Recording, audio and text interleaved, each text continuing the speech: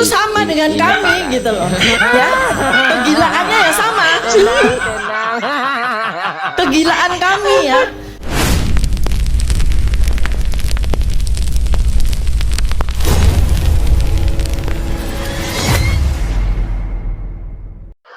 Assalamualaikum warahmatullahi wabarakatuh. Halo teman-teman semuanya, jumpa kembali di channel saya James Wilo. Bagaimana nih kabarnya teman-teman hari ini? Saya berharap semoga kita semua selalu diberikan kesehatan oleh Yang Maha Kuasa dan juga selalu dilancarkan segala urusannya. Amin ya Rabbal Alamin. Nah teman-teman, untuk video kali ini kita akan melihat bagaimana gilanya si Tifa Tifu ini teman-teman. Bahkan tidak hanya gila, si Tifa ini halusinasinya juga udah tingkat dewa. Dan dia ini ternyata haus akan validasi. Dia ini pengen diakui menjadi ilmuwan, menjadi orang hebat, ya kan? Dia pengen diakui. Karena nggak ada orang yang mengakui, terpaksalah dia sendiri yang mengakui. Terus apa coba? Setiap dia konferensi pers dan juga setiap dia diundang ke salah satu stasiun televisi, pasti aja yang keluar dari mulut baunya itu seorang akademisi, ilmuwan, ahli, peneliti. Kami ini semua peneliti. Itu kan yang keluar dari mulut dia itu. Nah teman-teman, kalau teman-teman ingat, itu kata-kata peneliti itu dia dapatkan setelah Pak Jokowi melaporkan teroris ini ke pihak kepolisian. Sebelumnya nggak ada tuh kata-kata penelitian itu yang keluar dari mulutnya, nggak ada. Barulah setelah Pak Jokowi melaporkan, baru mereka itu sibuk dengan kata-kata penelitian. Coba aja teman-teman perhatiin. Dan yang lebih menjijikkan lagi dari si Tifa Tifu ini teman-teman, peristiwa yang mereka alami saat ini, yang katanya dikriminalisasi itu katanya sudah sama dengan apa yang dirasakan oleh filsuf asal Yunani Socrates.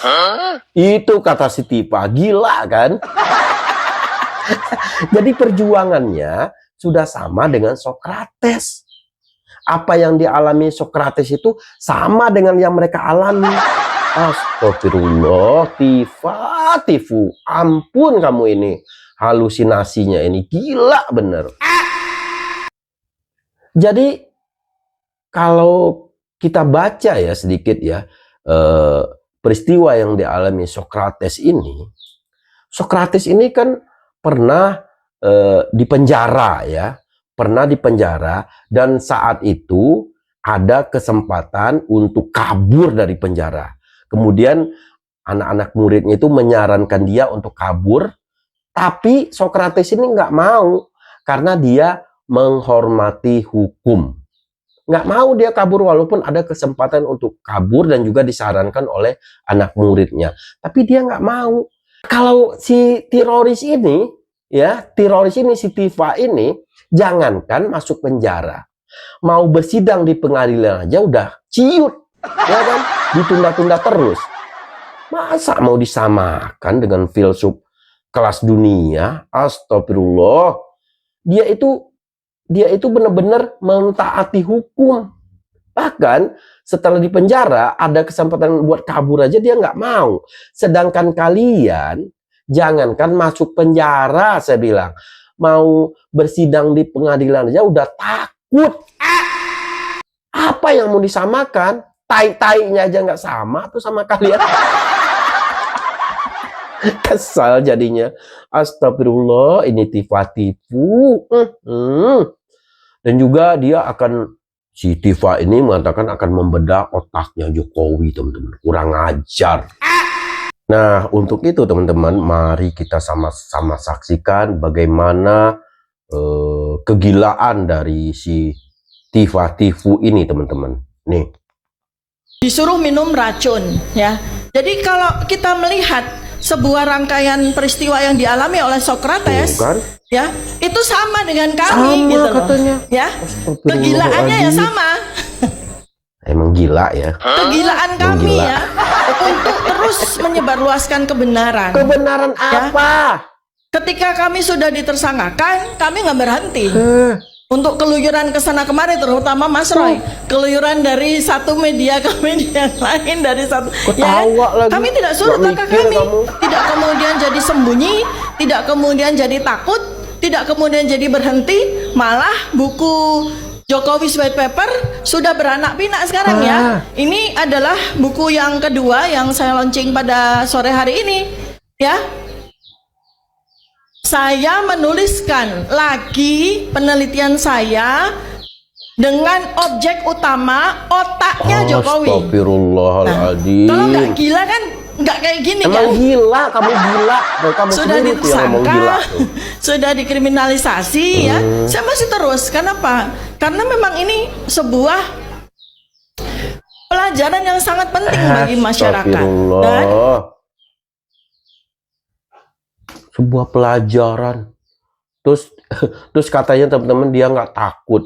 Tapi dulu kan di salah satu stasiun televisi itu dia mengatakan bahwa tolong Pak Jokowi, tolong. Saya ini seorang ibu rumah tangga Pak Jokowi. Masa Pak Jokowi tega mempenjarakan kami selaku ibu rumah tangga? Katanya nggak takut. Itu kan tai namanya. Astagfirullahaladzim. Ini pengikutnya bagaimana? Ini kalian nggak merasa malu gitu punya junjungan kayak gini? Hah? Apa kalian sama aja dengan si Tifa ini yang katanya gila itu? Kan Tifa sendiri yang ngomong gila.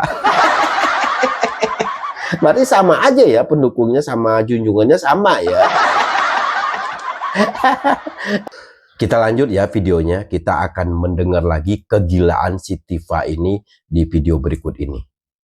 Nih. Kompetensi yang dikaitkan dengan Scopus ya. Nah, ini saya juga harus sampaikan ya bahwa bukan saya tidak menghormati jurnal, bukan saya mengecilkan arti jurnal ilmiah, tetapi posisi saya seperti yang saya sampaikan pada sidang sudah tidak di situ. Ya, saya ini sebagai peneliti sudah sangat senior. Jadi kebutuhan akan diseminasi dari hasil penelitian saya itu menggunakan jurnal Scopus itu sudah selesai. Ya, sudah selesai karena apa? Terutama kepentingan atau kebutuhan para ilmuwan untuk menuliskan publikasi ilmiahnya menggunakan jurnal-jurnal berbasis Scopus dan sebagainya. Itu pertama adalah untuk kepentingan atau kenaikan pangkat. Atau kalau seorang akademisi ya dia akan ingin meraih jabatan rektor kepala hingga profesorat begitu. Nah, kalau saya kan tidak lagi. Itu sudah dunia masa lalu buat saya. Dan kedua juga saya sampaikan yang ini juga diprinter oleh para termul, para buzzer ya. Saya sampaikan bahwa saya itu pada titik sekarang adalah mengikuti jejak atau mengikuti tradisi ya budaya para ilmuwan terdahulu. Saya contohkan pada sidang itu Socrates ya. Socrates pada 2500 tahun yang lalu itu, dan kemudian para filsuf berikutnya, para ilmuwan berikutnya itu tidak menggunakan jurnal untuk mempublikasikan karya ilmiahnya, tetapi menggunakan buku. Nah, tradisi itu saya ikuti sejak bertahun-tahun yang lalu, maka buku saya banyak ya. Ini adalah buku saya yang sekian gitu. Jadi tradisi saya ikuti. Kenapa? Satu, kalau kita menggunakan jurnal, maka diseminasi itu tidak akan tercapai pada masyarakat luas. Karena yang membaca jurnal itu adalah masyarakat ilmuwan sendiri. Sehingga masyarakat awam tidak punya akses karena baca jurnal secara lengkap itu berbayar, mahal gitu kan. Dan biasanya para ilmuwan akademis itu dibayar sama universitas masing-masing. Nah, masyarakat bagaimana bisa mengakses ya kan? Nah, tetapi kalau buku itu masyarakat bisa mengakses dengan gampang. Jadi buku saya ini saya harapkan tidak hanya dimiliki oleh individu saja, tetapi dimiliki oleh para institusi, perpustakaan universitas dan sebagainya, sehingga yang membaca bisa banyak. Satu buku satu universitas, mahasiswa yang bisa ribuan bisa membaca buku ini dan banyak masyarakat yang bisa mengaksesnya. Udah dibaca belum di forum PBB? Saudara Joko Widodo, saya berdiri di depanmu sekarang, Dr. Tifauziah Tiasuma, beserta dengan 11 orang yang telah Anda kriminalisasi. Katanya. Saya seorang perempuan, seorang dokter, seorang akademisi, peneliti, Tadi telah kata kamu diancam nggak dengan takut. pasal-pasal pidana yang sungguh tidak masuk Tai akal. lu. Hari ini saya tidak hanya bicara kepada Anda semua. Saya bicara langsung kepada seseorang bernama Saudara Joko Widodo, mantan Presiden Astagfirullahaladzim. Republik Indonesia. Saudara Joko Widodo, Anda bukan lagi presiden, tetapi Emang nama bukan. dan jejakmu masih mengikat bangsa ini dalam pertanyaan besar. Dari mana sebenarnya ijazahmu? Dari UGM. Betul nggak lu? Mana ijazahmu? Ada kemarin ditunjukin. Anda telah turun dari tampuk kekuasaan, tetapi bukan berarti Anda bebas dari tanggung jawab moral dan hukum. Astagfirullah ini. Bangsa ini berhak tahu. Bangsa ini berhak menagih jawaban. Semua itu hanya karena saya bersama dengan teman-teman bertanya, mana ijazahmu yang asli? Kemarin udah ditunjukin. Padahal Kalian saya nggak seorang percaya. peneliti yang sedang menjalankan mandat sebagai peneliti yang meneliti keabsahan dokumen publik dan perilaku pejabat publik. Mandat dari siapa? Dari para Apakah kadron. ini adalah kejahatan? Apakah menagih kejujuran seorang mantan presiden adalah fitnah? Menagih kejujuran dari mantan presiden katanya teman-teman. Lu tagih aja tuh. Bu Megawati, Pak SBY tagih tuh. Kenapa lu hanya ke Pak Jokowi aja berani? Tai kalian semua ini. Ini gara-gara polisi nggak gercep ini ya kayak gini. Dia dengan seenaknya melontarkan narasi-narasi yang liar ya kan. Padahal status mereka ini sudah tersangka. Tapi kok masih aja ngebacot sana sini. Ini karena ketidaktegasan kepolisian kita, teman-teman. Padahal katanya kan kalau hukuman di atas 5 tahun itu sudah dikurung, sudah ditahan. Tapi ini kan kalau melihat dari pasal-pasalnya 12 tahun ancaman penjara. Tapi kenapa nggak ditahan juga? Sepertinya ini ada tekanan politik kepada pihak kepolisian.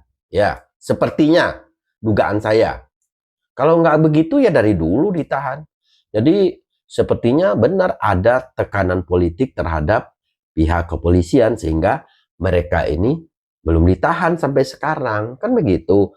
Dan lihat sendiri kalau mereka ini nggak kunjung ditahan, lihat aja nih narasi-narasinya. Itu.